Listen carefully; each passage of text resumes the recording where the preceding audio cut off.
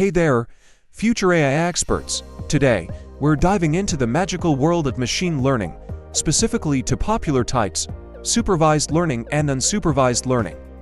Imagine you're either teaching a robot what things are or letting it figure things out on its own. Sounds like fun, right? Let's break it down step by step. Supervised learning is like being a teacher with an answer key. You already know the correct answers, and you're helping your AI model learn by showing it examples. For example, if you want to teach the model to recognize cats and dogs, you'd show it lots of labeled pictures of cats and dogs. The model learns from these examples and becomes smart enough to classify new, unseen images. NumPy, our go-to tool for numerical wizardry. Matplotlib, the artist behind our stunning plots. Plot twist: we've got a bunch of students, or maybe just you, who studied for different hours and got various exam scores. Think of it as a classroom showdown: who studied the most and aced the test. Scatterplot, our visual magic to show how study hours. Blue dots line up with exam scores. Each dot is like a trophy representing our studied and scores achieved. Red line, this is our predictor, a straight line magic spell showing how we think scores should increase with study hours. The more hours study, the higher the score, right? This line is the superhero showing the trend. Title gives our plot a snazzy name, like naming your masterpiece. Labels tell us what each axis represents our studied and scores. It's like giving each character in our story a proper introduction. TLT.show, it's the grand finale where we unveil our plot. We see the blue dots our data and the red line our trend.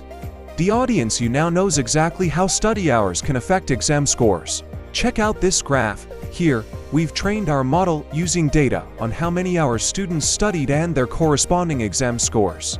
The red line is like the model's best guess based on what it's learned basically. More study hours equal better scores. Easy peasy, right? Now, unsupervised learning is like letting the robot loose in a jungle with no instructions, hoping it discovers patterns on its own. You're not giving the model any labels or correct answers. Instead, the model looks for hidden structures or groups in the data. Imagine throwing a bunch of different fruits into a box and asking the robot to sort them by type all without telling it which fruit is which. Example: let's take a dataset with features like height and weight and try to group the data into clusters using k-means clustering. NumPy, the magic wand for numerical operations.